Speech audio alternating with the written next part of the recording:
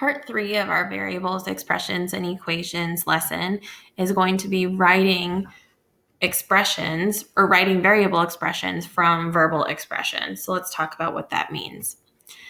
If you have a group of students and 8 more students, what would the variable expression be to represent this verbal expression? And that would be S plus 8. S represents the students that are already there, and then 8 more students would be added on to that. So S plus 8 now shows the total number of students. There are lots of other ways, lots of other verbal expressions you can use to represent S plus 8. And so I just listed some here for you. There are several more, but these are just some examples. You could just write out the words S plus 8, or you can say 8 added to S. You could say 8 more than S, the sum of S and 8, S and 8 more. And you can actually, sometimes you don't actually say what the variable is in the verbal expression. You can just say a number plus 8, 8 added to a number, 8 more than a number, the sum of a number and 8, a number and 8 more. Those are all ways that you can represent addition in with verbal expressions. Let's try another example. 5 kittens, but some went missing. So if you think about it, we started with 5 and some went missing. Well, when kittens go missing, it's very sad. But when kittens go missing, they're actually losing some from the original 5.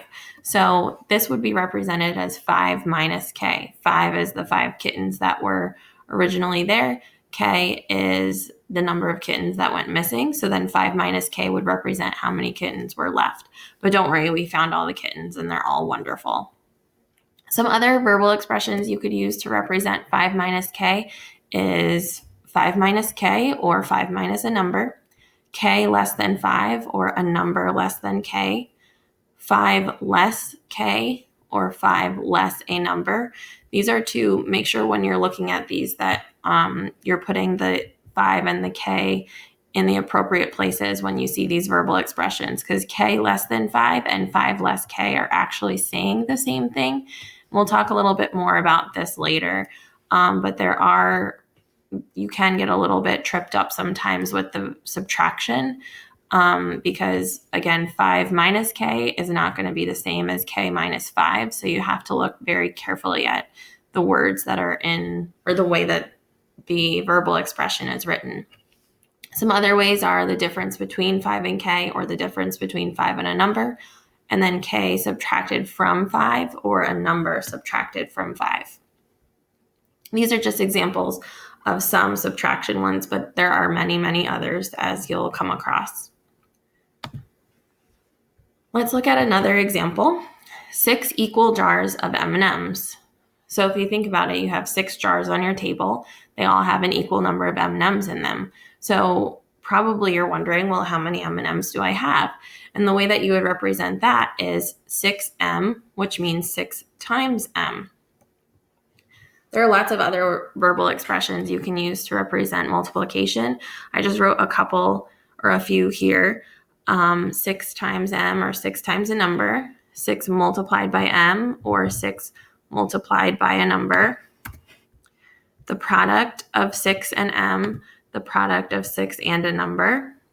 6 equal groups of M, that means there's M in each group, or 6 equal groups of an unknown amount.